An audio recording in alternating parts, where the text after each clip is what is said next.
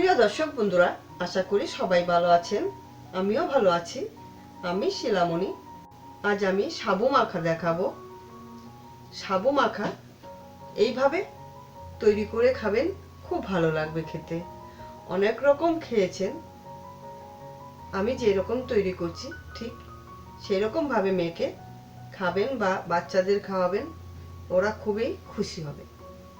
প্রথমে আমি একটা নিয়ে নিচ্ছি পাত্র, সাবু নিয়ে নিচ্ছি 1.5 কাপ। আপনাদের প্রয়োজন মতো সাবুটা নেবেন। এরপর আমি সাবু ভালো করে 2-3 বার করে ধুয়ে নেব। সাবুটা কিন্তু অবশ্যই বেছে নিতে হবে। এরপর জল দিয়ে আমি 2-3 ঘন্টার মতো ভিজিয়ে রেখে দেব। 2-3 ঘন্টা পর আমি জলটা ঝরিয়ে নেব। কিছু ফল কেটে নিয়েছি।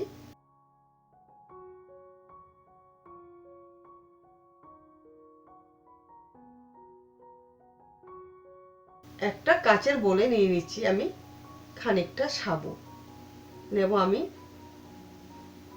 3টে কলা,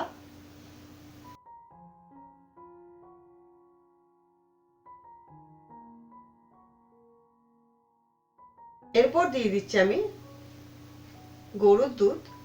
দুধটা আমি আগেই জাল দিয়ে রেখেছিলাম সকালবেলা। আমি কিন্তু দুপুরবেলা এই সাবুটা মাখছি।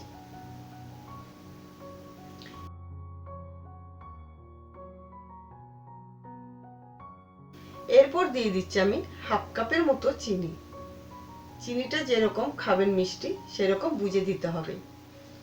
চিনি আর কলা একসঙ্গে সাবুর সঙ্গে মিশিয়ে নিচ্ছি। ভালো করে মিশানোর পর কেটে রাখা যে ফলগুলো, সেই ফলগুলো আমি এর মধ্যে দিয়ে দেব। এরপর আমি একটা হাতার সাহায্যে ভালো করে মিশিয়ে নেব।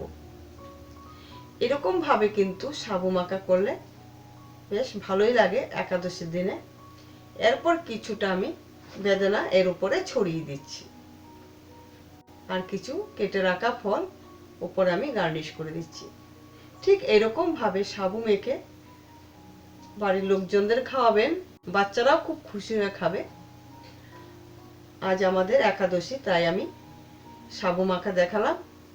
এক দর্শক বন্ধু আমাকে রিকোয়েস্ট করেছিল সাবু মাখা দেখানোর জন্য, তাই সাবু মাখাটা আজ আমি ভিডিও করে দেখাচ্ছি। আমার ভিডিওটা যদি ভালো লাগে অবশ্যই আমার চ্যানেলটিকে সাবস্ক্রাইব, লাইক, শেয়ার করতে ভুলবেন না। আমি আবার নতুন রেসিপি নিয়ে হাজির হব। ভালো থাকবেন, সুস্থ থাকবেন। ধন্যবাদ।